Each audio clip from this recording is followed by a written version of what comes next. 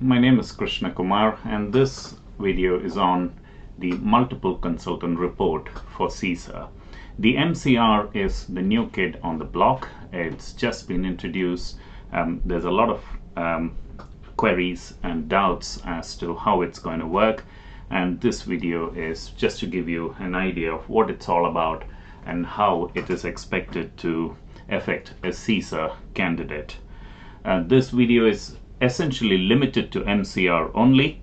If you are looking for further information on CIPs, the capabilities in practice, and the GPRs, the generic professional responsibilities, please see the detailed surgical video in the CESR UK YouTube channel.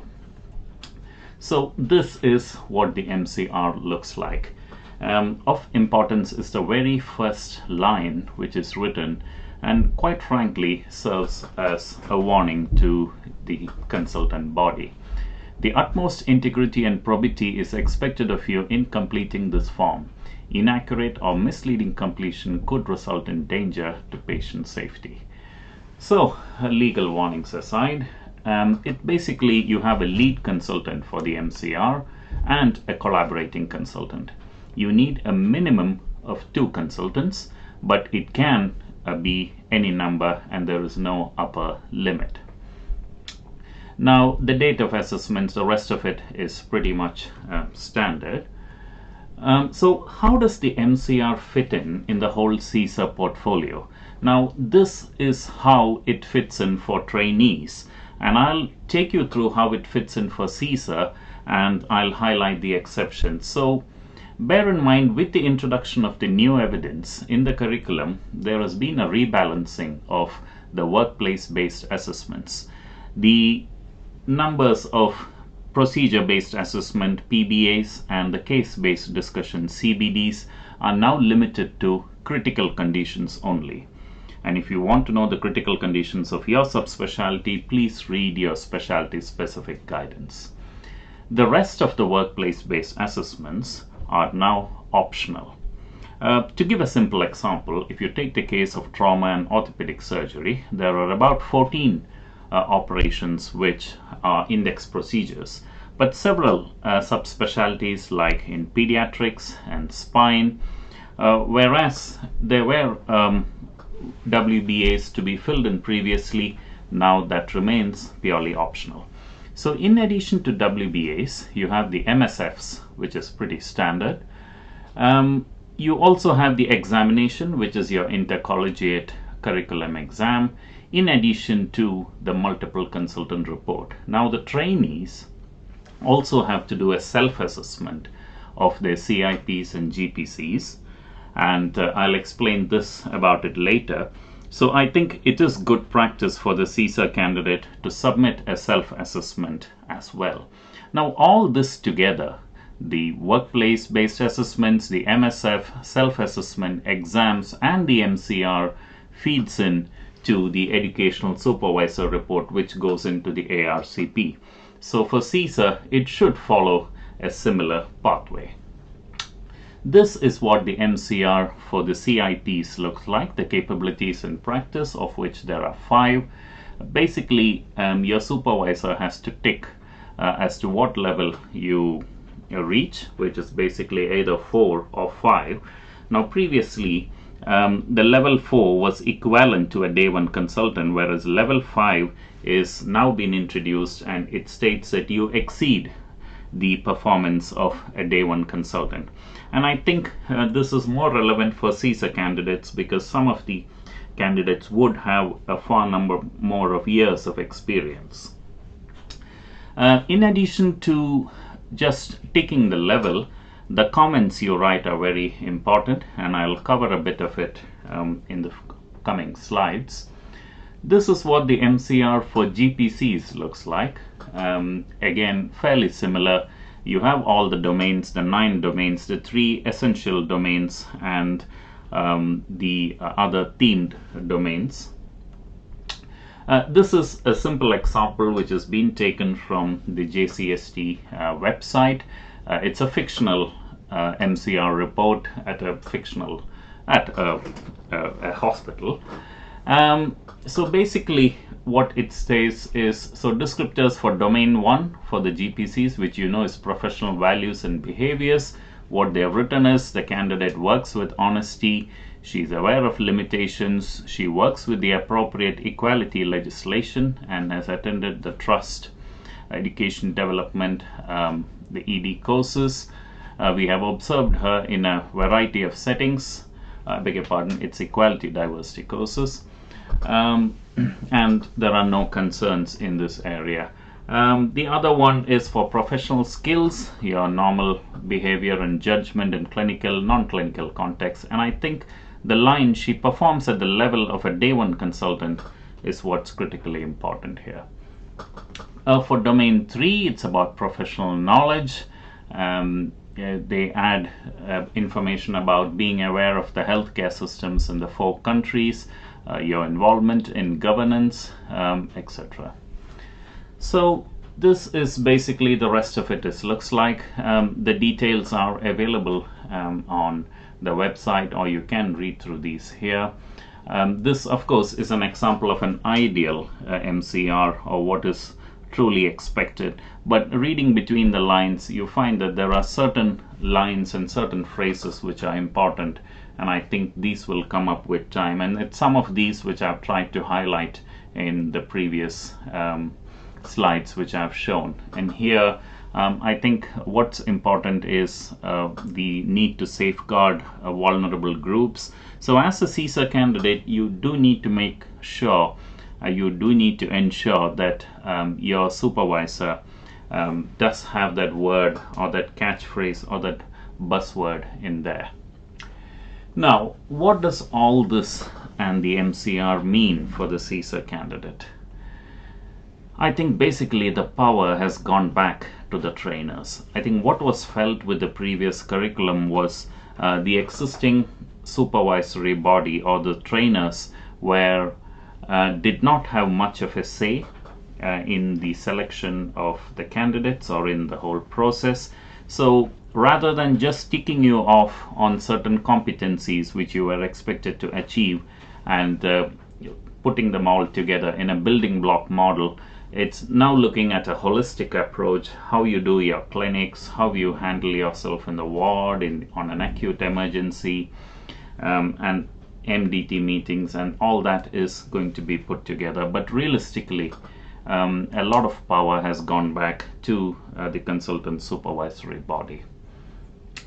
Now, one of the questions you get asked is, how often should I get an MCR? Now, at the moment, both the JCST and the GMC are very clear on this. Unlike trainees who need MCRs throughout the duration of a placement, a trainee is sort of expected to get about 2 MCRs in a 6-month placement, one at 3 months and another at 6 months. The 3-month MCR is supposed to reflect on the trainee's performance and suggest areas for improvement, which is to be reflected in the 6-month MCR. For CESR applications, you want the observations over the same period of training. However, the MCR for CESR would just be one final MCR, which is to be submitted in the 6 months prior to making the CESR application. Okay, so if you have been working in one single hospital, the MCR actually needs to be done prospectively towards the end of the 6 years or in the 6 months prior to the CESR application, but it's sort of expected to cover the whole 5-6 year period. Now, some of you will have questions arising on this, and I'll address them in future slides. So, as I said, the MCR, you should bear in mind when you do your MCR that it covers the relevant period. And the JCST again gives this very clearly, only one MCR is required. There must be contributions from 2 or more consultants who regularly work with you, and you may need more MCRs if necessary. And I think that is the answer to some of your questions. Can the CESR candidate be present at the MCR meeting? Now, there's a lot of information which is put out there in regard to this, but the short answer is no. The MCR meeting is for clinical supervisors to discuss their experience of trainees and form a professional judgment. And the trainers think that this process is best achieved in the absence of trainees, or in other words, would not be improved by their presence. Trainees, however, should be able to self-assess themselves, and that's what the self-assessment is about. So you do a self-assessment, you will get feedback from the MCR, and you are supposed to sort of collaborate the two or see how closely they match up. How many consultants to meet up? As I said, it's 2, but it's on a more the merrier policy.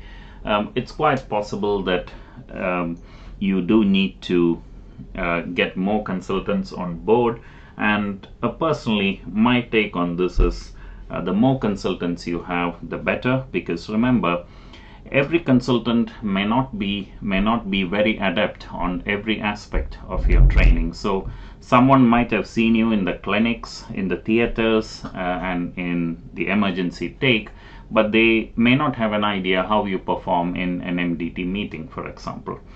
And the MCR is actually very clear on this. It states clearly which consultant has approved on which aspect of your CIPs. So if your consultant has not seen you in an MDT, it's highly unlikely he's going to sign you off on it. So if you put multiple consultants together, theoretically you get more evidence to substantiate your portfolio. Does having a good MCR guarantee my success in CESR? I think you know the answer to that. No. As I've shown you in the slide, in the third slide at the beginning of this talk, MCR is just one of the aspects which goes towards a good application. You do have to fill in a lot more in terms of other evidence, but this is an important part of the whole process. Now here's the tricky question. If I don't have good relations with my consultant and I can't get an MCR, is there an alternative? Theoretically, yes. There is Annex A of your specialty specific guidance. Just Google it, go through it. You'll get a lot of evidence appropriate to your subspecialty. However, in the next slide I'm going to show you the wording of Annex A, and it states clearly the evidence you provide as an alternative will need to be very strong and show equivalence with certification.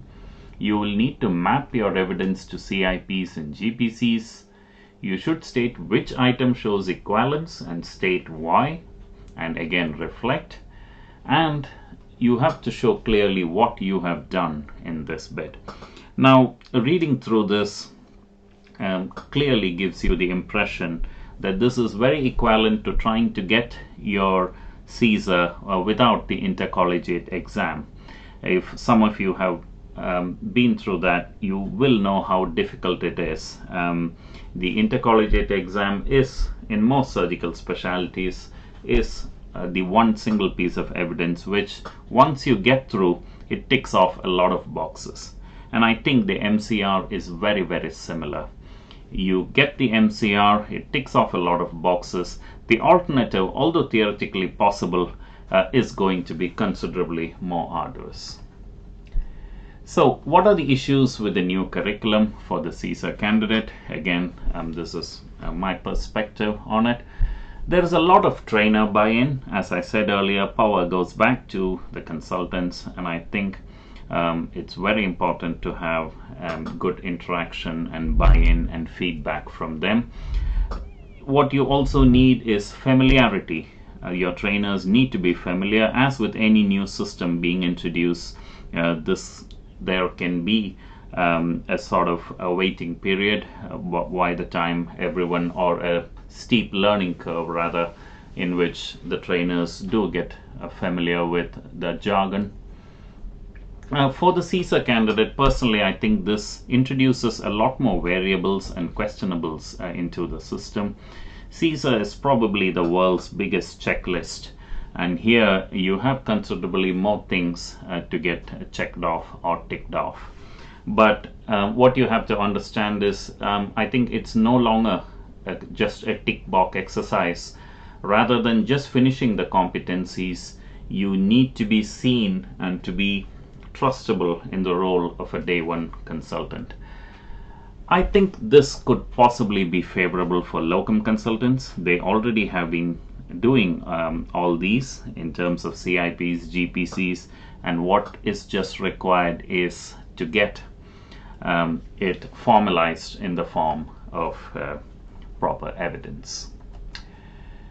Some of you do ask the question, what if I change hospitals frequently? How am I going to get an MCR for 6 years? I think I've answered it before. You do need to do multiple MCRs, and that's the only way forwards. The GMC is also very clear that the MCR does need to be prospective, which raises a few difficult questions which do need to be addressed and further discussions with them, and this is ongoing. Some of you have asked, I'm applying with the old curriculum because there is a transition period, so do I still need an MCR? The short answer is you don't, but if you want to give it, I don't think anyone's going to stop you, and some people might even encourage you on it. Personally, I don't think it matters because they are going to follow the rule and letter of the law. If it's not needed, it's not needed. But if you are in a position to send one, that's perfectly fine. So I hope that's answered some of your questions regarding the multiple consultant report. If you want to know more information about the CIPs and the GPCs and the other subspecialty specific changes to the surgical curriculum, please see the detailed video uploaded on the CESR UK YouTube channel. If you have any questions, I'll be happy to answer them on the channel, and you can catch up there. And I wish you good luck.